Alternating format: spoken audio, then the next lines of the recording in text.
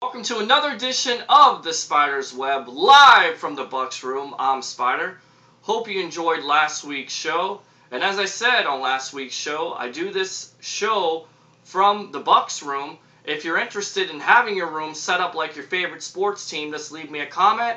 I'll get back to my uncle, and maybe we can put something together for you. A lot of things to talk about right now, especially with Tim Tebow. Maybe a little bit about the Buccaneers and Curtis Lofton. Maybe some stuff about the Miami Dolphins that I really didn't get a chance to get to last week about why I thought they were the biggest losers besides Tim Tebow. But again, this is not a Buccaneers show. This is a sports talk show. I'll try to be brief about the Buccaneers because, again, there's a lot of things that I definitely want to get to. And we're also going to start a new segment here on this show, on the Spyder's Web.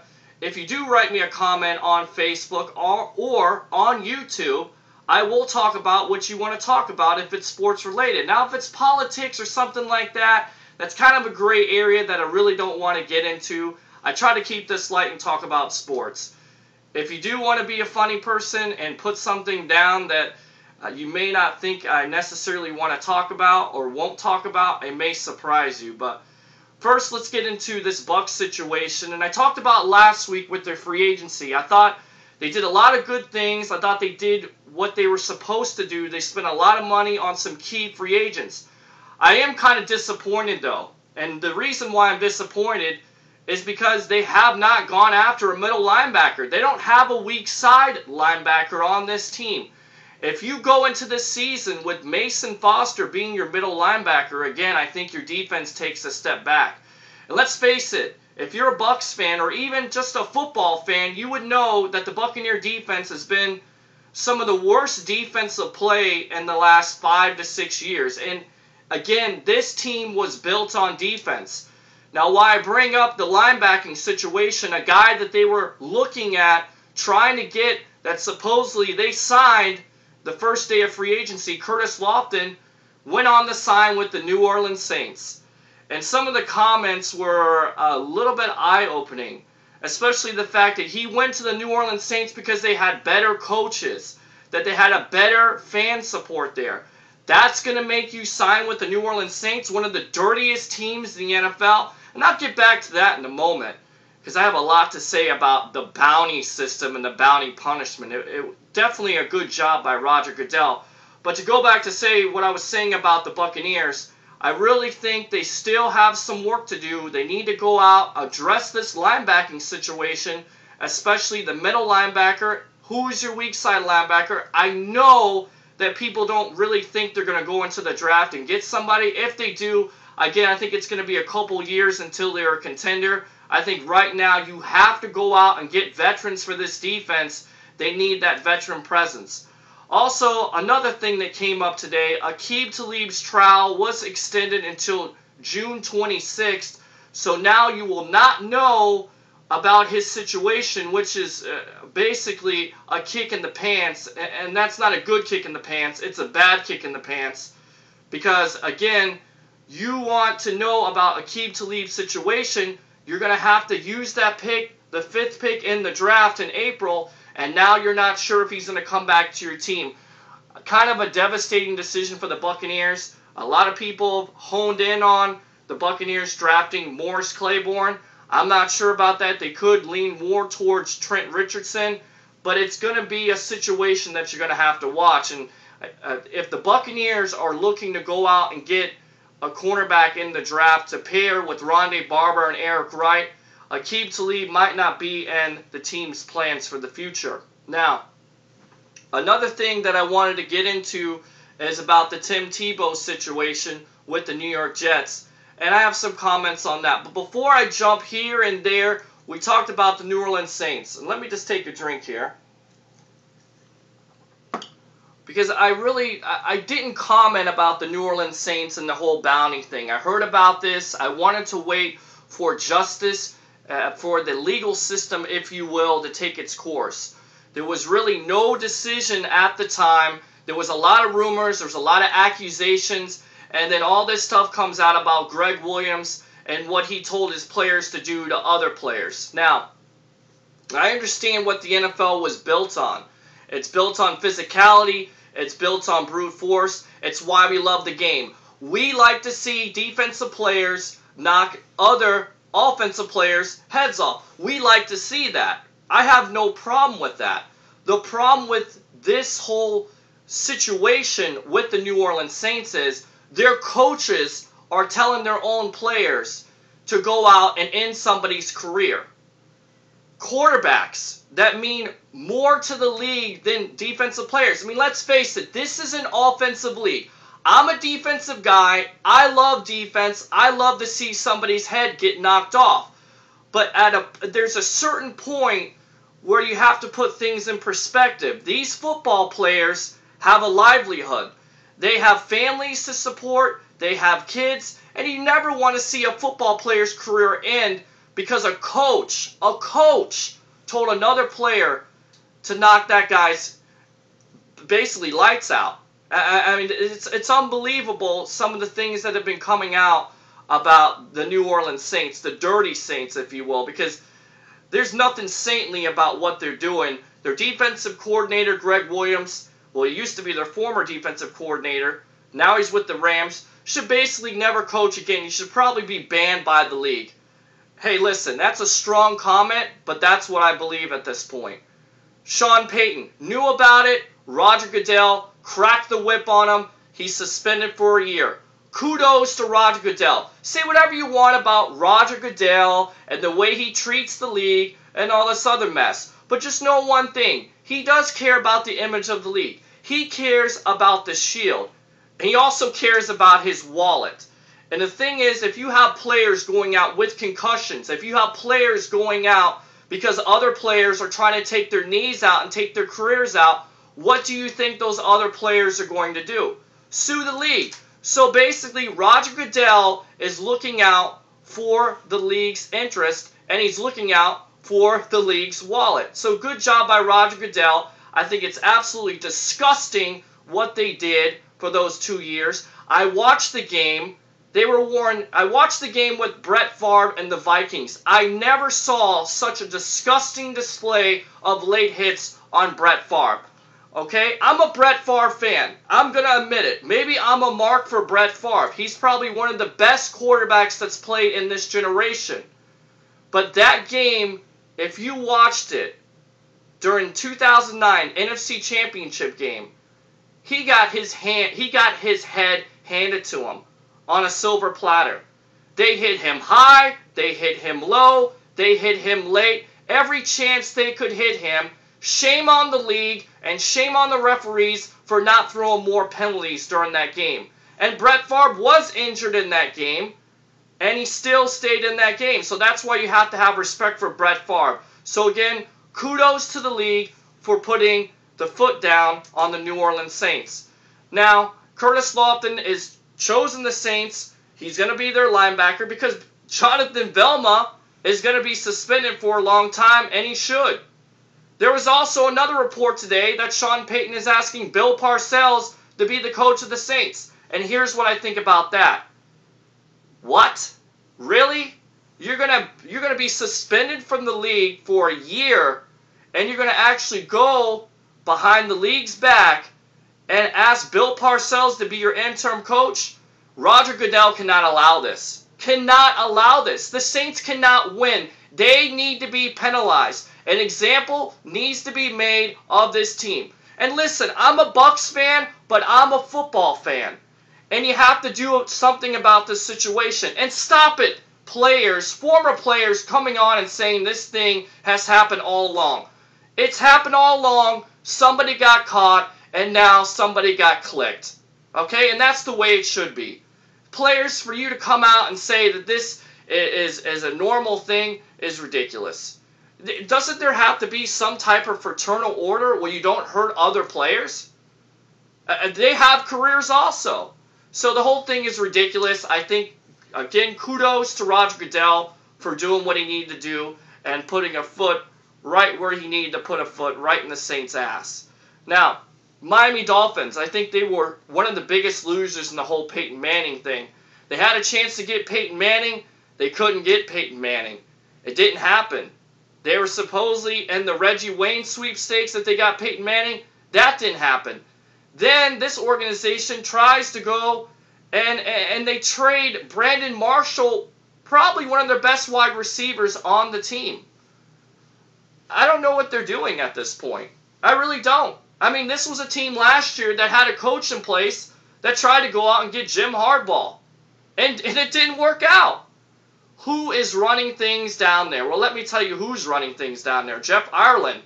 Yeah, that's right. The same genius that came out and asked Des Bryant if his mother was a prostitute. What the hell does that have to do with anything about Des Bryant's ability to play in the NFL? He should have been fired on the spot. It's ridiculous. I'll tell you right now, the Miami Dolphins are in some big trouble. And that organization doesn't seem like they're going in the right direction. There is a silver lining to this storm cloud. Ryan Tannehill could be there at number 8 in the draft. And we're going to get more into the draft here in the next couple weeks. I'm going to try to give you more Spyder's Web about the NFL draft. I'm going to give it to you because you asked for it. Ryan Tannehill is going to be there at number 8. And the offensive coordinator there, Mike Sherman, has worked with this guy. So it seems like a natural fit. If you go into the season with Matt Moore and David Garrard as your quarterbacks, I feel bad for you, especially being in that division. Other things that I want to get to, and I got to this last week about Tim Tebow. Tim Tebow, and I thought a perfect fit would be him to Jacksonville. I mean, that seems to make sense to me, him going to the Jacksonville Jaguars, his hometown team. Ticket sales would have been through the roof. He would have been able to go there and start for Blaine Gabbert, who basically looked like garbage last year. You have Chad Henne there. What better quarterback situation could you ask for? But instead, he chooses the New York Jets. And I was going to go on here and say that I thought the Denver Broncos really screwed him. That I thought John Elway didn't have his best interest at heart. But really, when you hear the press conference today, you find out that Tim Tebow wanted to choose the Jets. Now, I have some thoughts on this. Tim Tebow joining the Jets, to me, is a terrible decision and could be a good decision. Now, here's the cons to this. Okay? You go to a team that had a dysfunctional problem, not only with their locker room, not only with the quarterback and the wide receiver, but also their coach, Rex Ryan. Say what you want about Rex Ryan. He can win some games. He's led the Jets to the AFC Championship game. But he's also been a fat louse that says the Jets are going to do this. The Jets are going to do that. And what happens? They get blown out. It's ridiculous. Every year, we're going to go to the Super Bowl. No, you're not. Because you have dysfunction on your team.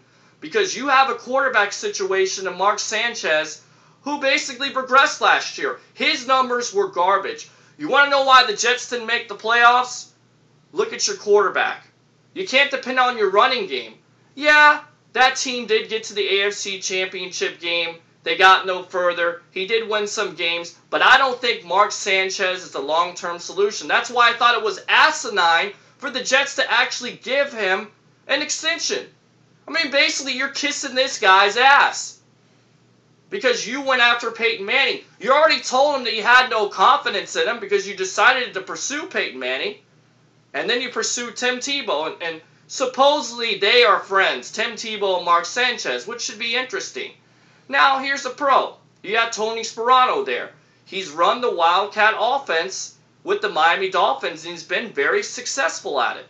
So bringing Tim Tebow on, maybe 20 plays a game to run the Wildcat, is a good situation. And as I mentioned before, okay, Mark Sanchez, I don't think is the long-term solution. So if he screws up, if he has a bad game, then you can insert Tim Tebow into the quarterback position. You can have him start. You take your chances. Again, he has some bad footwork, but I think going back to what I talked about before on last broadcast, if an offensive coordinator and a quarterback coach is willing to work with him and coach him up, I think he can be an effective quarterback. An effective quarterback. Listen to what I said again. An effective quarterback. Not a great quarterback, not a superstar quarterback, not Aaron Rodgers, an effective quarterback. So, all in all, I think it's a pretty good situation. I do think it has its cons. I think anytime you get a Tim Tebow and you bring him on your team, you're already creating a quarterback controversy. So it's something that bears to watch. Bears watching, excuse me. Now, I did have a request. I'm going to get off football for a minute because we have 9 days until Major League Baseball starts, and I'm a big-time Tampa Bay Rays fan. I think there's a lot of people out there that are Tampa Bay Rays fans, and I had Ryan from Facebook ask me, what do you think about the Tampa Bay Rays? And again, this is a new thing that we're going to start on the Spyder's Web. You comment on Facebook or YouTube, I will talk about it, if it's in reason, if it's about sports. Again, if you want to be a wise guy, go ahead and take your chances. I'll go ahead and surprise you. Trust me. Spyder will do that. Spyder will always surprise you. And I don't want to talk in third person, but talking about the Rays baseball season, I think this is a promising season. I think the Rays could possibly win the World Series. In fact, ESPN has picked them to win the World Series against the Phillies. And I think it's an astute observation, if you will.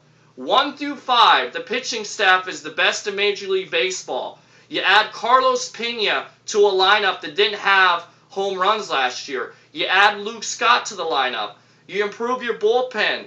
I think Matt Moore, addition to this pitching rotation, he could be better than David Price. That's saying something. Hopefully David Price adds some secondary pitches, maybe a curveball, maybe a better slider, maybe a changeup. So I think all in all, if you had to ask me right now, if you put a gun to my head and ask me, do I think the Rays are going to win the World Series? I would say, yeah, I like the Rays' chances this year to win the World Series. Because, again, the pitching staff is tremendous. And the offensive guys that they've got, Carlos Pena, yeah, he's going to strike out a lot. Yeah, he might hit 220 or 230, but he gets on base. This team is a frustrating team to watch. And at some points of the season, they are a boring team to watch because they don't hit for batting average. Sometimes they score 2 to 3 runs a game, but that's just Rays baseball. Hopefully, Pena and Scott, and it's a big hopeful that Scott, a big hope right now that Scott's going to be healthy. He's coming off a major shoulder surgery, so hopefully he gives you that 25 to 30 home runs that he can give you. I think the Rays have an opportunity to win the World Series this year. And you heard it here first. I think it's a possibility. I really do. I think they can get past the Yankees and the Rangers and the Tigers, but it's going to be tough. Again, next edition we will go more into the Tampa Bay Rays. So tell me, what do you think so far? What do you think about the Bucs? We talked about this a couple weeks ago. Do you think they have some work to do? Do you think that they missed out on Curtis Lofton? I don't. I don't think he missed out on Curtis Lofton.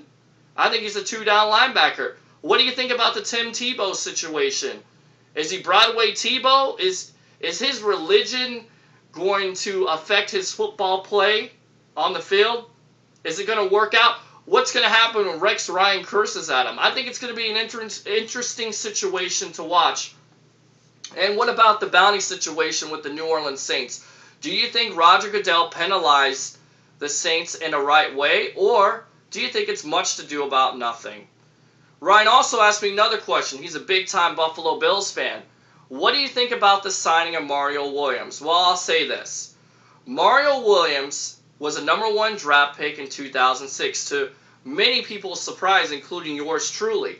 I thought Reggie Bush was going to be the pick, but Mario Williams ended up being the pick. And from here, it looks like a risk. And I think free agency is always a risk. I don't think he's lived up to his ability, but I think he can get it done. I think he can get after the quarterback if he stays healthy. And again, that healthy word creeps in. But Mario Williams is a chance the Buffalo Bills had to take. I like the Buffalo Bills. My dad's a football fan. He's a big-time Buffalo Bills fan. So I want the Buffalo Bills to do well. So I think Mario Williams, that move was a good free agent acquisition. I think he can bring a pass rush that hasn't been seen since Bruce Smith. And that's really saying something. $96 million, he better bring the lumber when he goes with the Buffalo Bills. He better sack the quarterback if he's going to get paid $96 million. Another thing that I want to talk about, and it's near and dear to my heart. I love football. I love baseball. I love basketball. I love talking sports. I'll even talk a little bit of golf. By the way, congratulations, Tiger Woods, finally winning a tournament after 2 years. Bravo. The Masters is next. Let's see what you can do. But one thing that's near and dear to my heart is WrestleMania. It's going to be in Miami. I'm going. I'm attending. It's an interesting year. You have The Rock versus John Cena, a once-in-a-lifetime match, a match that's been building up for a year. Let's see how this turns out. The promos have been pretty good. John Cena has definitely, I think, gotten the best of The Rock. I thought The Rock would really kind of downgrade him and beat him up lyrically on the mic. I don't think it's necessarily been so one-sided, if you will. John Cena, to me, you know, he is what Hulk Hogan was to the WWE in the 80s. He's a guy that probably has about 3 or 4 moves. He's a superstar. He is the face of WWE. But I have to say, in this match, I think it favors The Rock. From everything that I believe, I just cannot fathom that they would actually put John Cena over The Rock. I think you have to put The Rock over. He is the great one. It is in Miami. It is in his hometown. It's going to be a great match. The hype has been ridiculous. And there's even talk that there could be another match next year in New Jersey where the next WrestleMania is at. So it would make sense if The Rock won. Again, yeah, I know it's fake. I know. But it's wrestling and it's fun. And I love it. Another match to watch is The Undertaker versus Triple H.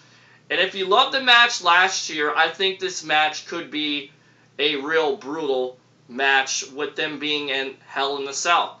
I think that it has to be brutal. People have to bleed in this match. Both of these guys should not walk after this match.